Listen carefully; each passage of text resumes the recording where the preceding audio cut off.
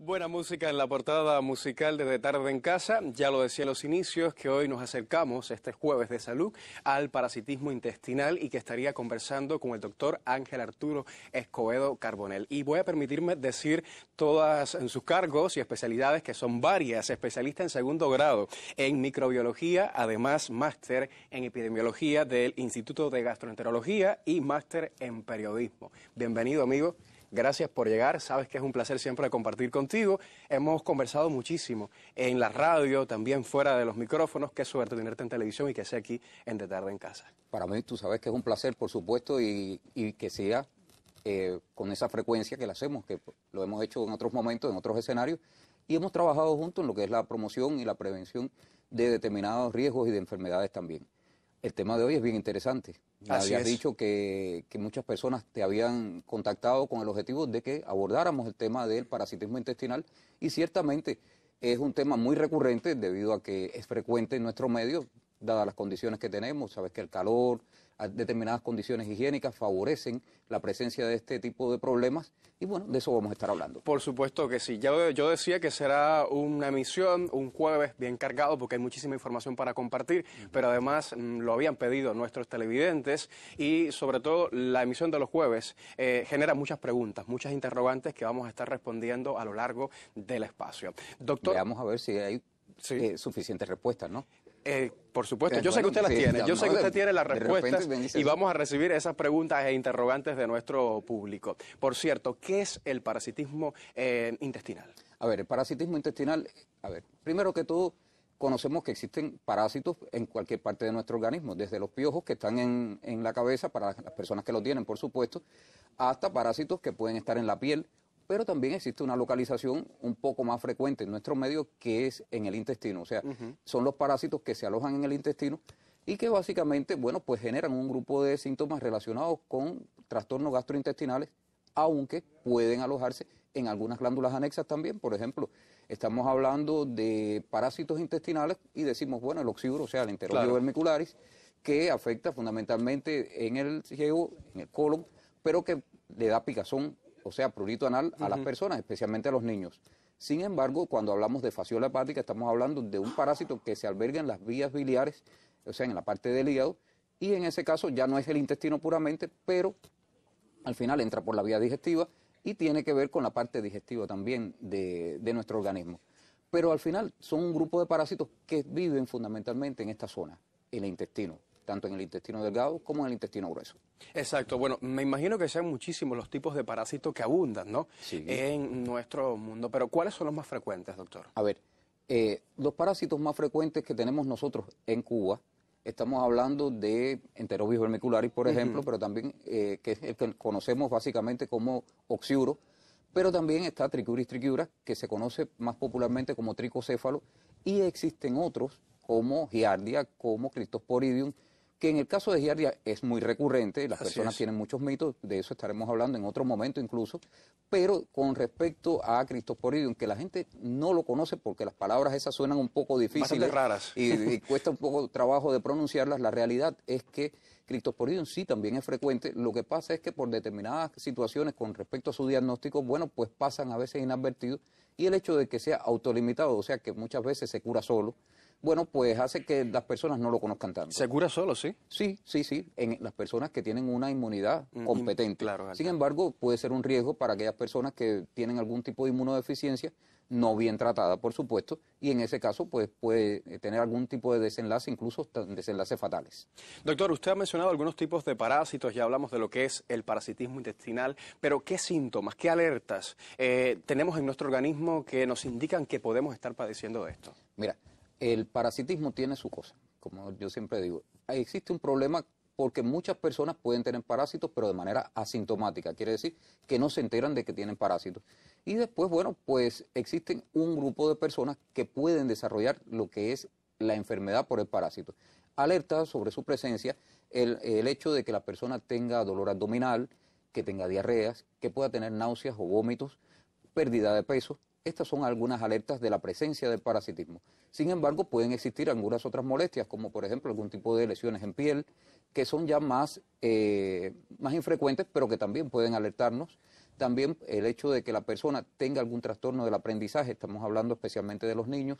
¿Influye eso también, sí? Sí, cómo no. Las anemias también pueden, en algunos casos, no todos los parásitos generan anemia, pero algunos, por ejemplo, como Necator americanus, que es un parásito que se adquiere por andar descalzo, bueno, por andar descalzo sobre la tierra, claro, no por de repente uno está en la casa y anda descalzo y no pasa nada. A lo mejor si hay un vidrio sí se corta, pero no va a pasar nada con respecto al parasitismo. El hecho está de que con relación a lo que es las alertas, bueno, pues estos son los principales síntomas.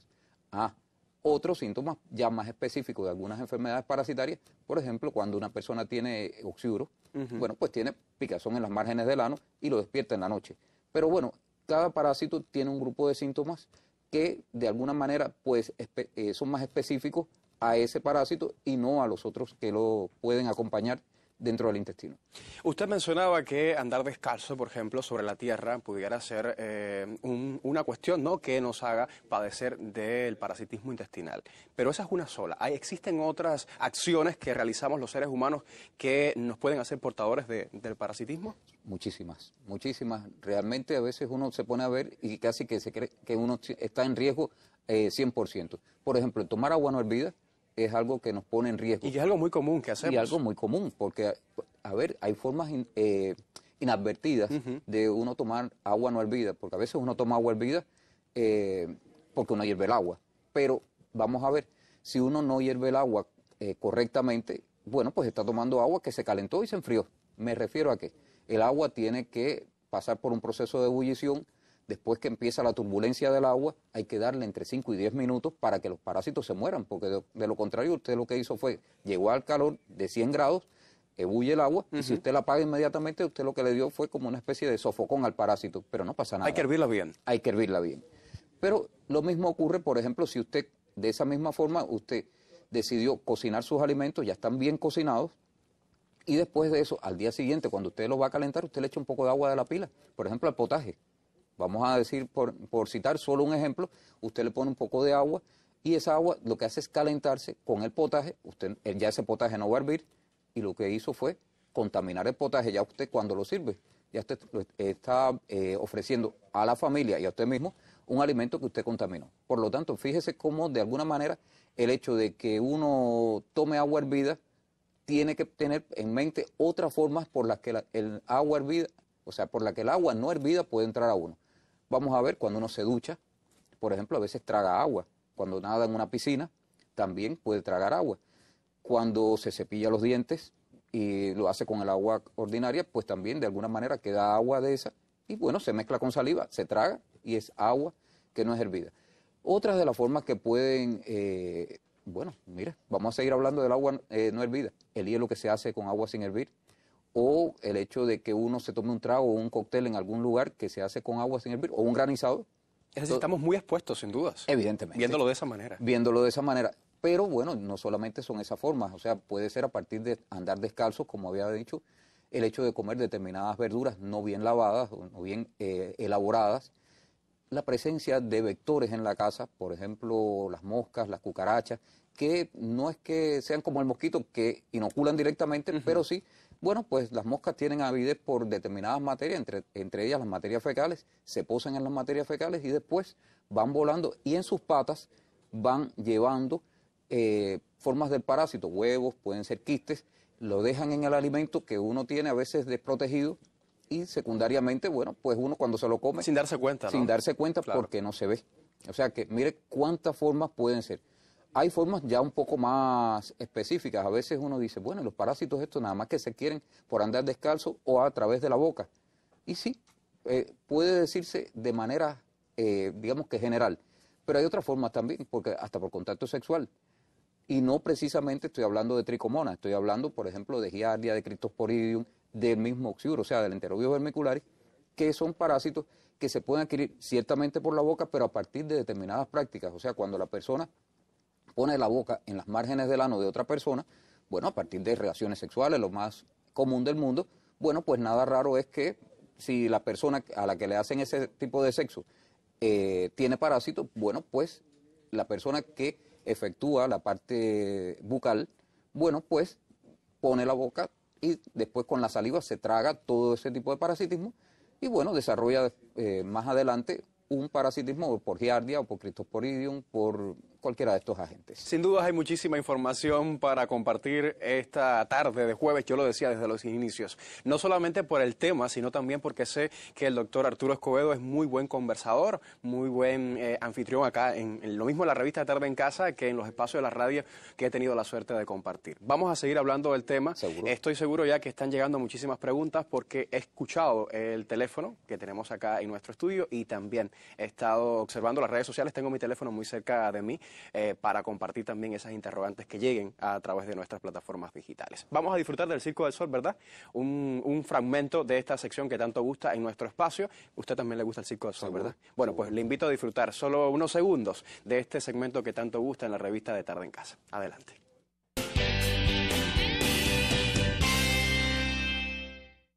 Hacíamos una pausa para disfrutar del Circo del Sol y aprovechaba para revisar plataformas digitales, nuestro chat en Telegram. Hay muchas preguntas, que si por el café se transmiten algunos parásitos, que si por la taza del baño, en fin, muchísimas interrogantes que ahora mismo no vamos a poder responder porque hay tiempo en los finales, pero vamos a seguir hablando, doctor, sobre el parasitismo intestinal. Ya comentábamos, ¿no?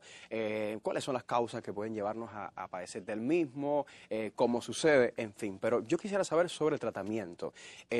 ¿Cómo se sabe? ¿Cómo a través de un examen, de unos análisis, cómo se diagnostica el parasitismo intestinal?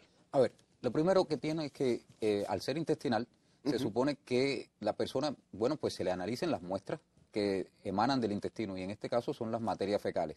Sin embargo, también se puede, además de estudiarse las materias fecales, se estudian algunos líquidos. Por ejemplo, hay personas que después de que uno le practica determinada cantidad de exámenes de las materias fecales y da negativo, bueno, pues uno determine que es más conveniente realizar otro tipo de prueba. En este caso se utiliza lo que es el aspirado del líquido que está en el duodeno, con el objetivo de poder ver algunos de los parásitos estos que estén ahí presentes, o algunos de los parásitos o sus productos, pues pueden ser huevos, pueden ser larvas, no tiene que ser el parásito per se.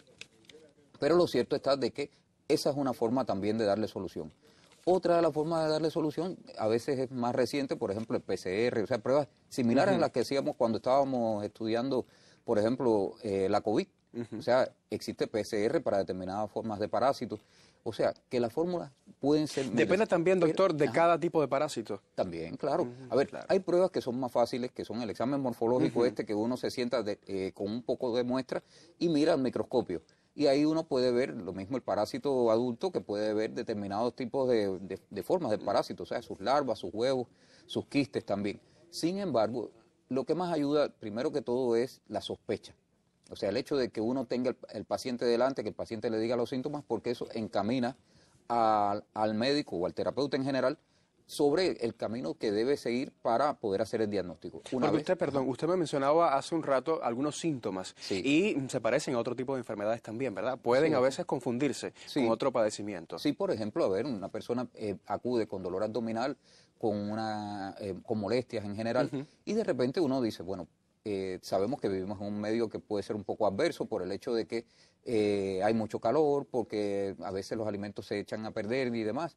Y además, a veces uno ve que la higiene en general no está a la altura y de repente uno dice, bueno, entre tantas moscas, tantos problemas de higiene y estos síntomas puede ser de parásitos, pero pudiera ser otra cosa. Una persona puede tener una gastritis, puede tener una úlcera, puede tener otras situaciones. Por ejemplo, como yo decía, cuando hablábamos del oxiduro, las personas dicen, bueno, tengo picazón en las márgenes del ano, eso seguro que es oxiduro. Y digo, bueno, y no puede ser un hongo que tenga en esa zona. Claro. Una psoriasis también, o puede ser una hemorroide también, o sea, pueden ser otras molestias que generan en esa zona, pero que independientemente de que tenga esas molestias, ¿qué ocurre?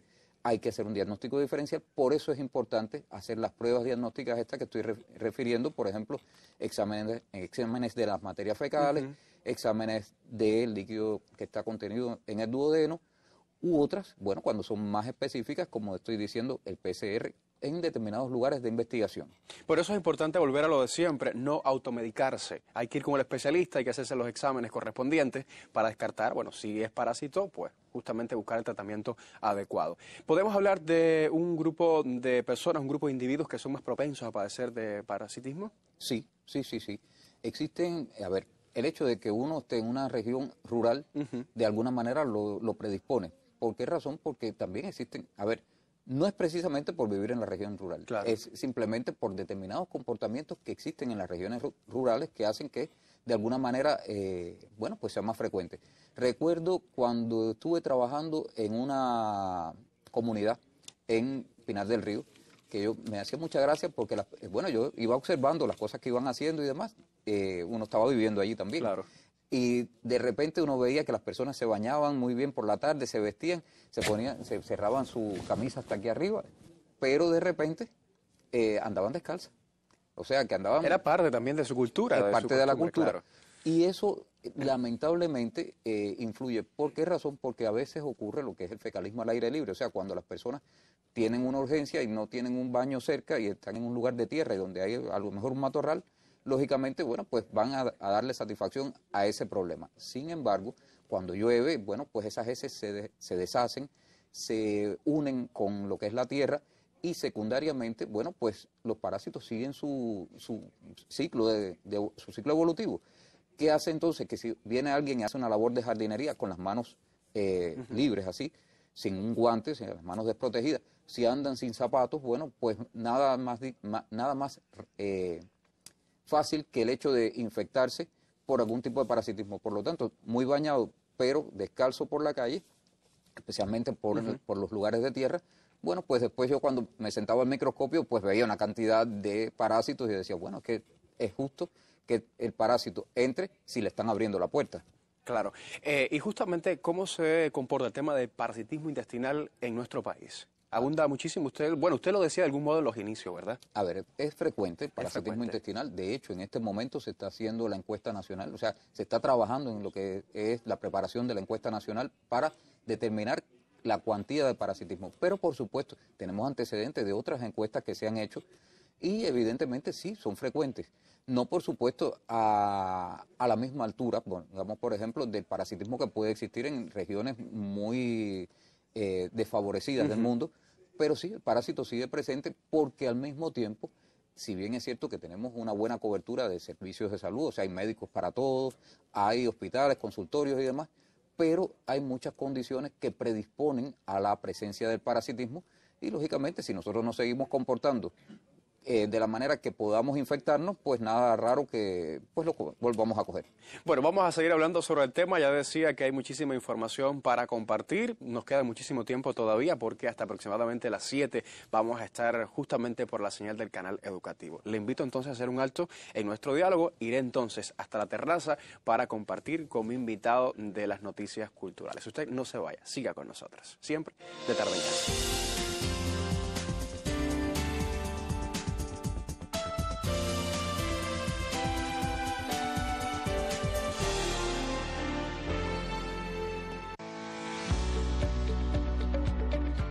Buenas tardes. Les invito a la sección de cosmetología en De Tarde en Casa si quiere aprender cómo cuidar su piel y cómo lucir mucho más joven y lozano.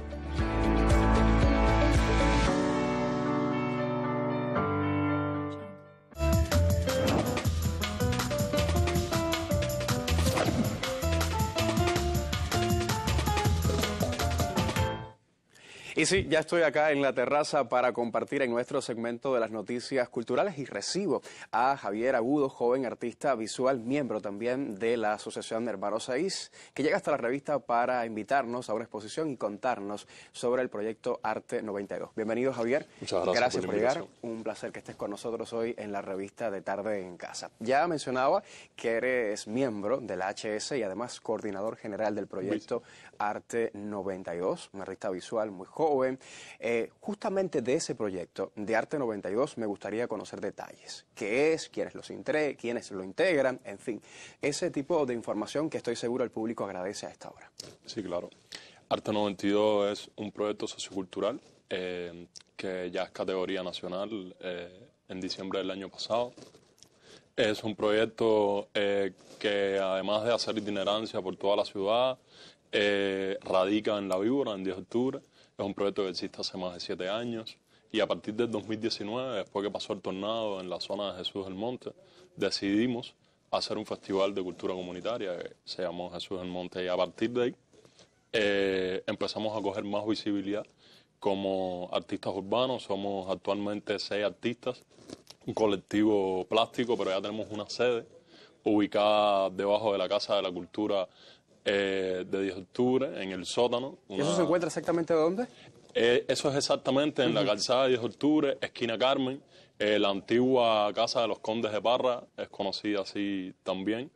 Es un espacio muy interesante donde en el costado hay una plaza que se llama Plaza Roja, es muy famoso, y ahí tenemos uno de los murales más grandes de la ciudad, de más de 100 metros. Y es un mural que habla de la identidad y de la revitalización de la identidad cultural y de la historia, que va mucho a tono con lo que defiende Arte 92, a pesar de que es un proyecto bastante joven, bastante transgresor, en el sentido de que trabaja en los espacios públicos, en barrios vulnerables, en comunidades donde a lo mejor hay menos acceso a la cultura, donde no radica a lo mejor una casa de cultura. Ya estamos en el momento creando un programa cultural donde estamos tratando de crear un distrito artístico y a la vez un corredor artístico, hacer como una gran galería al aire libre, es lo que estamos tratando de lograr. Importante sin dudas, ¿no?, que el trabajo de los jóvenes artistas visuales pues también tenga protagonismo en este lugar, Arte 92, un proyecto maravilloso, ya decíamos, que coordina nuestro amigo Javier Agudo. Hablando de eso, de artistas jóvenes, hay una exposición que está abierta al público hace algunos días, pero se mantiene hasta el mes de abril, durante este mes de abril, y de esa exposición también quisiera conocer. Es colectiva, pero sé que hay muchas piezas, muchas obras de tu autoría. A ver, esta exposición se llama Del Estrí a la Galería, es decir, de la calle, que es un término que se utiliza mucho en el arte urbano, en el arte del graffiti, en el arte del mural. Está ubicado en la Galería de la Lisa, la galería municipal, una galería que la recomiendo a cualquier artista joven que se quiera acercar, Brian E. Frometa. Está ubicada en 51, esquina 160. En la Lisa. Esta exposición la inauguramos el día 24 de marzo y va a estar hasta el día 24 de abril. Decidimos hacer la primera exposición en una galería convencional, una galería típica. Es una exposición donde prima la instalación, el arte alternativo, el arte joven, el graffiti, el mural. Es como una muestra del arte objetual, el arte de intervenir en un espacio público, llevarlo a una galería. Funciona también como un museo itinerante de arte urbano. Nos atrevimos a hacer la primera. En esta exposición están involucrados más de 6 artistas con otros colaboradores que vienen trabajando con nosotros hace muchos años. Bueno, pues ya sabe, está abierta aún esta exposición y usted tiene oportunidad de disfrutarla justamente desde este lugar que acaba de escuchar. Y hablando de eventos también, yo decía que eres miembro del HS, sí, que eres coordinador también acá en La Madriguera. El próximo 25 se estará desarrollando también una actividad que los involucra a todos ustedes. ¿Qué estará pasando exactamente ese día? Sí, alrededor de 5 meses estamos tratando de revitalizar más los eventos culturales que siempre han identificado a La Madriguera. Como sede de la Asociación Hermanos Ahí aquí en Ciudad de La Habana. Yo empecé hace más de 5 meses a trabajar de especialista de artes visuales. Actualmente soy uno de los vicecoordinadores de La Madriguera. Estamos haciendo como un mini madrigazo que cada mes los diferentes especialistas de las diferentes manifestaciones del arte nos hacemos cargo de ese evento. Es un evento donde a veces invitamos artistas de provincia, pero es como un gran mini festival de un día que empieza desde la mañana hasta la noche y trabajamos para todos los públicos etarios. Incluso estamos abiertos a nuevas propuestas, nuevos proyectos que quieran venir. Este mes me toca a mí, el 25 de abril, y va a ser dedicado a la equidad de género dentro del arte urbano y al empoderamiento femenino dentro del arte urbano. Es decir, se van a encontrar hombres trabajando, pero sobre todo mujeres, grafiteras, tatuadoras, DJ, raperas, mujeres emprendedoras. ¿Esto sería 25 de abril exactamente en La Madriguera, en los horarios de la mañana o por la tarde? Desde las 10 de la mañana hasta la 1 de la mañana. Importante, hay muchísimo tiempo entonces para compartir y disfrutar de esta manifestación artística desde la Madriguera, ya sabe, el próximo 25 de abril. Gracias, Javier, por llegar. Muchas gracias. Gracias por compartir, ya sabes que esta es tu casa, también es la casa de los artistas jóvenes, así que regresa cuando quieras. Usted no se vaya, siga con nosotros, estamos en vivo. Voy un momento a nuestro set principal para seguir compartiendo con el doctor Ángel Arturo Escobedo.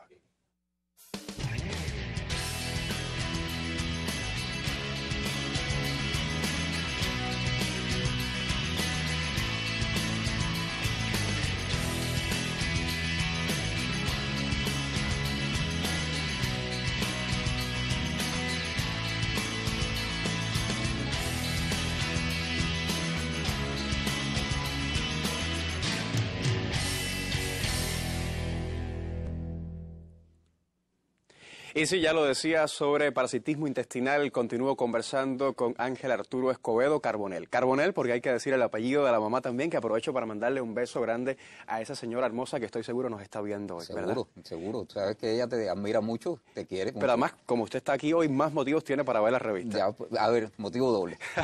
Bueno, doctor, hemos hablado sobre el tratamiento, sobre las causas que pueden provocar enfermarnos, pero justamente sobre el tratamiento farmacológico y también el relacionado con la medicina natural tradicional, que es tan importante y que nuestro público también pues sigue muchísimo.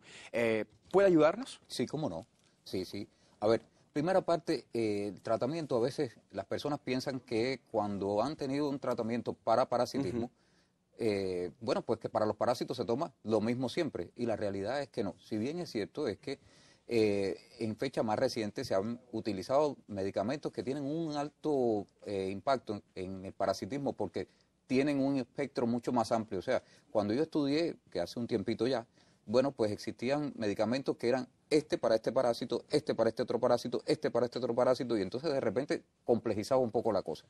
Hoy la realidad es un poco más amplia, o sea, hay un poco más de antiparasitarios que tienen un espectro más amplio, o sea que con uno no puede resolver 2 o 3 parásitos a la vez, eso es bueno. Sin embargo, como siempre digo, es conveniente tener presente que el diagnóstico es fundamental. ¿Por qué? Porque a veces uno tiene un parasitismo que no, y se toma un antiparasitario, con eso no resuelve, y dice, caramba, no, esto que no sirve. No es que no sirva, es que no está indicado para eso, primera parte. Lo otro es que hay que también unir el tratamiento antiparasitario a las medidas higienodietéticas en lo general. ¿Por qué? Porque de repente uno ve que las personas a veces dicen, estoy tomándome el tratamiento, pero los ve tomando guarapo en una esquina. De repente dice, bueno, a ver, ¿en qué estamos? No quiero decir nada con respecto a las personas que venden guarapo, ni mucho menos. Sí, bueno, nos están viendo. Sí, luego, sí, no entonces... están bien y tienen su derecho a vender guarapo, pero yo digo, bueno, si usted tiene un dolor de barriga y es por causa de parásitos, y usted sabe que el hielo con el que se hace el guarapo, o sea, con el que se enfría el guarapo, la caña que muchas veces uno, bueno, pues la tumba, cae al suelo, que bueno, a lo mejor le echan un poco de agua, pero eso no se lava directamente y eso se pasa por un trapiche. Bueno, pues todo eso, lo que cae y después uno se toma, es susceptible de tener parásitos. Lógico, yo digo, uno quiere refrescarse, ¿verdad? Pero bueno, si usted ya tiene parásitos y entonces se está tomando otra cosa que le va a dar más parásitos, pues después dice, oye, no se me quita, pero que se le va a quitar. Si no ha hecho las medidas básicas, se toma el medicamento y eso no es suficiente. Entonces, eso es con respecto a los tratamientos. Los tratamientos, por ejemplo, y me voy a referir específicamente a algo muy, muy puntual, ¿no? Nosotros hicimos en un grupo de investigación varios estudios con el objetivo de saber si los medicamentos habituales que usábamos para la infección por giardia eran todavía efectivos, porque había un mito, sabes que hay muchos mitos con relación a los parásitos, y uno de los mitos era que si los antiparasitarios convencionales servían para la giardia todavía. ¿Sabes qué? Muchas veces las personas dicen, no, metronidazol no, que eso, además de lo incómodo que suele ser, el hecho de que a veces consideran que son ineficaces, pero la realidad es que sí lo siguen siendo, tanto a nivel mundial como a nivel nacional, siguen siendo eficaces. Pero le digo, si las medidas no las cumplimos, bueno, pues de alguna manera nos volvemos a reinfectar. Mirándolo desde otro punto de vista, ya con respecto a la medicina natural y tradicional, sí existen medicamentos antiparasitarios que ayudan y fórmulas que son provenientes de la parte esta de la medicina natural, o sea, medicina verde y demás, que ayudan. Pero bueno, como yo digo, eso todo hay que tomarlo con medida y bajo la orientación de su médico. ¿Por qué? Porque a veces nosotros decimos, bueno, la pasote sirve, o sirve también el frijol gandul, o sirve el que sea. Nosotros los cubanos tenemos una costumbre que va muy en relación con el que mientras más mejor. No sé si ha visto eso. Y abusamos entonces del tratamiento. Exactamente. De la planta o de algo sí, así. sí. Porque también existe el cuento aquel de caballo grande, ande o no ande, ¿no? Bueno, pues entonces lo mismo es mientras más mejor. Y de repente uno dice, bueno, si con un gajito, que fue lo que me dijeron a mí, o con un poquito de tal, o sea, resuelvo en 10 días, ¿qué tal si lo tomo un burujón, lo echo en un poco y de repente resuelvo en 24 horas o 72? La realidad es que entonces puede intoxicarse. Por lo tanto, hasta la medicina natural y tradicional tiene lo mismo contraindicaciones, como también puede tener en algunos casos algunos efectos tóxicos que puedan de alguna forma no ser convenientes. Por lo tanto, en cualquiera de los casos, si uno opta por determinado medicamento, o sea, determinado tipo de medicina, aunque la medicina es toda una, pero bueno, siempre se subdividen y para mejor estudio y demás, pero siempre que uno decida por cualquiera de las dos ramas, o por la que quiera, por supuesto, siempre es conveniente el consejo de un facultativo. No automedicarse por decir, bueno, a ver, de repente le dicen que el ajo ayuda a levantar la inmunidad, el ajo tiene determinadas propiedades, por ejemplo, frente a giardia, y en ese caso uno dice, bueno, a fin de cuentas, si yo le echo un poco más de ajo a la yuca que tengo para comer, no va a hacer ningún daño. Eso está bien. Todo con medida. Pero todo con medida. Es el consejo. Bueno, desde el inicio usted que nos ha estado ofreciendo consejos para evitar padecer de parasitismo de algún modo. ¿Otras recomendaciones que le quede por ofrecer para, desde la familia cubana, evitar enfermarnos? A ver, yo pienso que independientemente de que los parásitos puedan estar presentes, el hecho incluso de saber que con parásitos, bueno, a veces uno está un poco mejor, un poco peor, pero los parásitos, al menos los que tenemos aquí en Cuba, afectan la calidad de vida, pero no lo llevan a uno a la muerte. O sea, no quiere decir que bajo determinadas circunstancias no puedan ocurrir determinados problemas. Ya les decía que hay personas que, bueno, con un déficit inmunológico, por ejemplo, una persona que vive con VIH, por citar un grupo de personas, la persona que vive con VIH a veces, no digo todos por supuesto, pero un grupo pues desestiman el tomar los tratamientos antirretrovirales por determinadas razones, quizás porque el de estar tomando medicamentos consecutivamente cansa, eso se entiende, igual que ocurre con los hipertensos, igual ocurre con los diabéticos, que llega un momento que una persona que tiene una enfermedad crónica, pues se cansa un poco de esa monotonía, digámosle así, pero es que la vida de ellos depende de esos medicamentos. ¿Qué ocurre? Que si de repente dejan de tomar el medicamento, bueno, pues su inmunidad sucumbe y los parásitos toman el escenario, vamos a llamarle de esa manera. ¿Qué pasa con esto? Que entonces, en algunos casos, bueno, puede tener un desenlace fatal. Por lo tanto, es conveniente pensar que si usted tiene una enfermedad crónica, como este tipo, por ejemplo, debe cuidarse. También entender de que si bien en la mayor parte de las personas, como les decía, lo que les afecta es la calidad de vida y no la vida, la realidad es que pues también algunos parásitos dejan algunas secuelas. O sea, traen problemas porque una anemia es importante. Claro. Para una mujer embarazada, una anemia es importante. Si bien también lo es para una persona que trabaja duro o para cualquier persona, porque hasta que está estudiando, tener una anemia, bueno, pues le impide que se oxigenen bien sus tejidos. Exacto. Y poder aprovechar mejor el conocimiento. Eso es una cosa que es válida.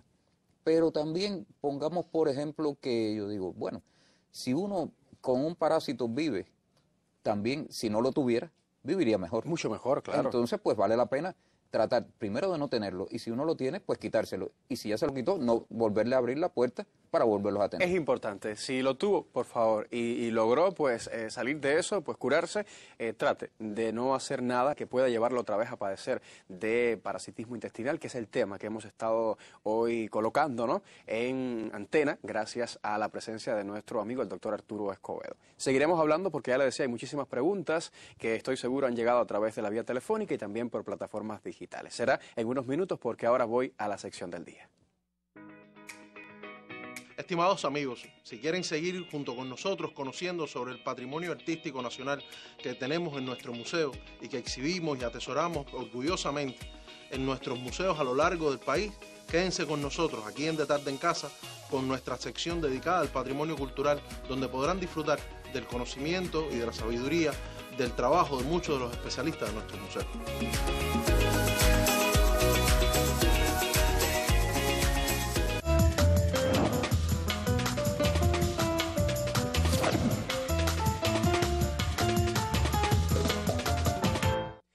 Claro que sí, es tiempo para compartir nuestra sección del día hoy con Nora García de Aniplan, a quien siempre recibo con muchísima alegría. Bienvenida a esa que es su sección habitual y su casa también, porque de tarde en Muchas casa gracias. es su hogar. Gracias por llegar. Nora, usted me comentaba antes de que se prendieran las cámaras que íbamos a estar hablando sobre una actividad que se realiza o se va a realizar el próximo domingo y que es muy emotiva, sobre todo para aquellas personas que amamos y cuidamos los animales. Así mismo es. El mes de abril, en sus comienzos, siempre marca la celebración, o vamos a decirle lo que ha pasado, lo que pasó con la protección y el bienestar de los animales, en la figura de las personas que en ese momento, en ese tiempo, se dedicaron a ayudar. Precisamente este domingo cae 9, normalmente Janet Ryder, que fue una de las impulsoras mayores, y decir realmente la que tiene el mérito grande de haber podido lograr esta unidad en relación con los animales, pues corresponde. Ella muere un 11 de abril, pero siempre se escoge el segundo domingo, aunque no coincide. Claro. Esta vez es el día 9 y estamos convocando a todos aquellos que tienen amor por los animales, pero además el interés de conocer, que nos veríamos a las 9 de la mañana en la puerta del cementerio de Colón, en La Habana, o sea, que es donde está la tumba. Pero estamos exhortando también de alguna manera a los grupos de distintas provincias, porque el bienestar animal y los animaleros están en toda la isla. En todo el país. Estamos donde quiera, ladrando y maullando. Así es. Y entonces también el tratar de reunirse, aunque no sea exactamente en el cementerio, pero sí para conmemorar y tener presente la labor extraordinaria que realizaron estas personas que en los años 30 lograron crear las condiciones para el respeto a los animales. Y que fueron muy valientes, sin dudas, ¿verdad? Porque ahora mismo, con tanta tecnología, con tanto desarrollo, tal vez sea un poquito más fácil, ¿no?, poder seguir defendiendo la causa de esas criaturas maravillosas que nos acompañan, pero en aquel tiempo me imagino que era más difícil realizar este tipo de labor. Además de esta actividad que ya usted mencionaba, que será el próximo domingo, ¿qué otra actividad por estos días así estará protagonizando el trabajo de justamente de estas personas que protegen y cuidan los animales? Bueno, realmente el trabajo no para. El control, sobre todo en animales, perros y gatos, que es lo que más se está trabajando, porque ya los animales de producción tienen otras características, Claro. tienen los veterinarios que están encargados, pero la superpoblación de perros, la superpoblación de gatos, se está controlando a partir de distintos grupos que hay muchísimos, muchísimas personas y veterinarios dedicados al control de la natalidad. ¿Por qué? Porque las gatas, por ejemplo, tienen una frecuencia muy rápida. La palabra no se puede decir porque no es lógico, pero son... Sí, sí, sí. Y entonces paren mucho y se multiplican los animales, vienen los problemas de la calle, el abandono, los que no lo saben tener. Es la esterilización lo que se está llevando a cabo por una cantidad de grupos tremendos que están trabajando en esto. No solamente en el gato, que es muy más Claro. prolífero, sino también en el perro, porque son animales que realmente no deben de estar produciendo, porque hay determinadas características. Claro. Y todo esto viene a interceptar la vida buena que pueden tener esos animales. Es mejor que no nazcan por ahora, Así hasta es. que estemos mejor. Bueno, pues muchísimas gracias por compartir con nosotros rapidito, porque sabe que estamos en vivo y el tiempo se va muy Déjame, rápido. perdóname, Sí, a claro. las 9 de la mañana en la puerta del eso es lo que cementerio quería, de La Habana. Eso era lo que quería que usted me dijera rapidito. 9 de la mañana en la puerta La del puerta del cementerio. cementerio con flores, con todo lo que represente el agradecimiento a aquellas personas que en aquel tiempo supieron luchar por los animales también. Allí estaremos sin duda. Gracias, Nora. Gracias a por ti. llegar hasta nuestra revista y compartir. Usted no se vaya, siga con nosotros. Me quedan unos minutos todavía para dar respuesta a las preguntas que hemos recibido a través de nuestro canal telefónico y por plataformas digitales, siempre de tarde en casa.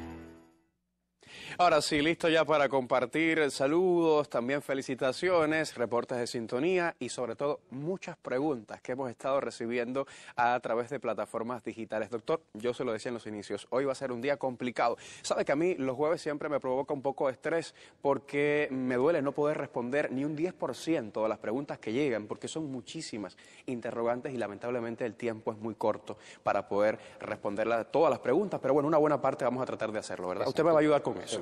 Bueno, Marixa Martínez desde Granma dice, ella pregunta que si los parásitos pueden dar picazón en el cuerpo y salir ronchas.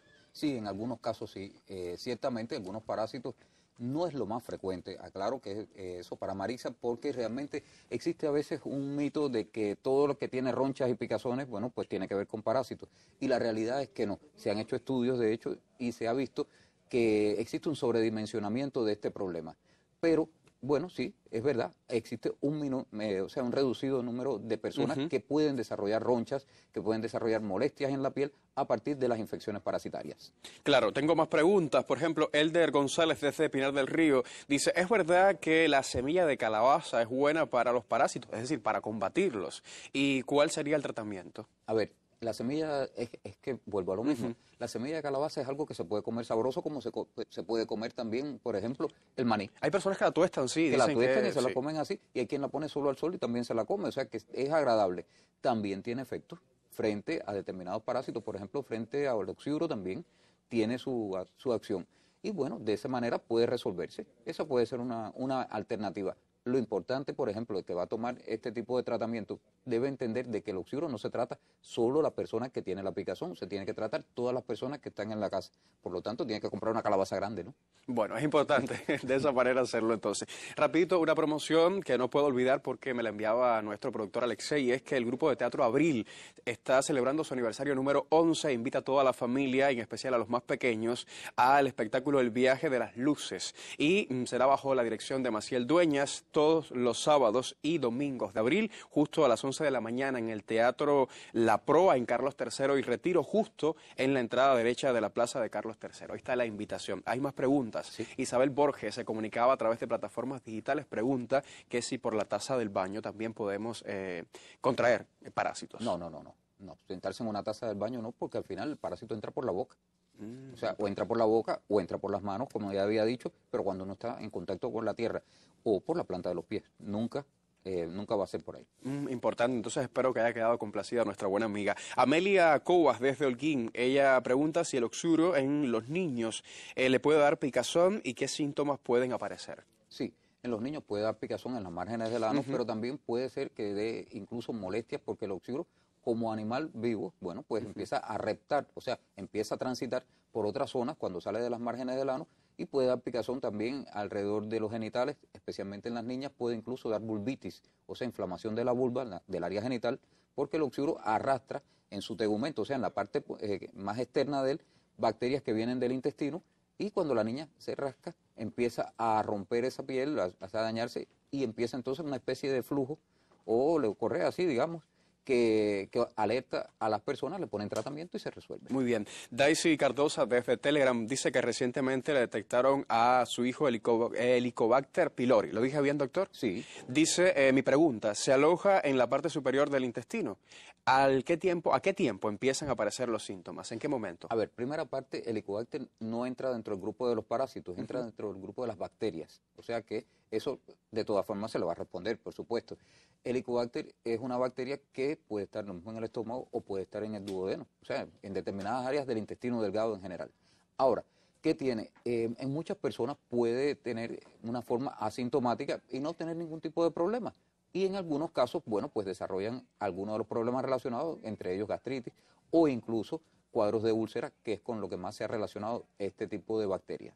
Importante. Bueno, pues Carmen Rosa Valdés desde Playa pregunta si cualquier tipo de parásito puede bajar de peso y perder el apetito en las personas. Es el que pierde el apetito. Bueno, cualquier tipo de parásito de estos intestinales puede hacerlo. De hecho, hay un mito muy interesante del que estaban hablando con relación a o sea, ¿sabes de la cantante María Calas? Que sí. Dicen que se había en un momento hecho infectar por una tenia con el... O sea, incluso había una frase, si quieres bajar de peso, pon una tenia en tu vida. Esa era una frase que existía. Y la realidad es que no. O sea, por ejemplo, las personas que se infectan con tenia no tienen por qué bajar de peso. O sea, pueden bajar de peso si además de tenia tienen otros parásitos adicionales. Pero en el caso de tenia no les genera ese problema. Pero sí, los parásitos hacen bajar de peso, sobre todo cuando las personas están muy sintomáticas. Importante, un saludo especial para Talía Pérez González. Talía Pérez González, reitero, que es la hija de Joel Pérez. Natalia Pérez González, ahora sí, la hija de Joel Pérez, nuestro sonidista, que está viendo la revista. Un beso grande para ella y todo nuestro cariño. Su papá la adora. Reitero, Natalia Pérez González. Ahora sí, ¿verdad? Natalia, el beso para ti. Hay más preguntas, doctor. Sí, Ernesto Rodríguez, desde Marianao. Dice que es diabético, es hipertenso y padece de giardiasis. ¿Qué hacer después de varios tratamientos y no siento mejoría? A ver, primera parte, hay que entonces ver si el diagnóstico está bien orientado. ¿Por qué razón? Porque puede que tenga giardia y tenga algo más que no se haya visto. A veces las personas dicen, bueno, ya lo que yo tengo es giardia y se conforman solo con ese diagnóstico, quizás tienen otro problema adicional. Si solo es giardiasis, también existe algo, que a veces existen fallas con los tratamientos básicos y se necesita combinar tratamientos. O sea que uno dice, bueno, pues utilizo un medicamento que actúa frente al ADN del parásito o un medicamento que actúa frente a la respiración del parásito y otro que actúe en lo que es la contracción del parásito, o sea, la capacidad que tiene de adherirse a la superficie. Y con eso, dándole, digamos, que por la rodilla y por la cabeza, bueno, pues es una forma mejor de darle solución al problema. O sea que la terapéutica combinada puede ser algo que pudiera discutir de alguna manera con su terapeuta para que de una manera mejor puedan llegar al tratamiento y a la curación completa. Doctor, muchísimas gracias. Se me quedan muchísimas preguntas, pero el tiempo se acaba. Le invito a que regrese próximamente. Incluso hablamos de ese ranking, el que usted fue seleccionado como el experto número 1 del mundo. Sí, bueno, lo hablamos más adelante. Yo aprovecho para felicitarlo también y agradecerle su presencia. Cómo no, muchas gracias.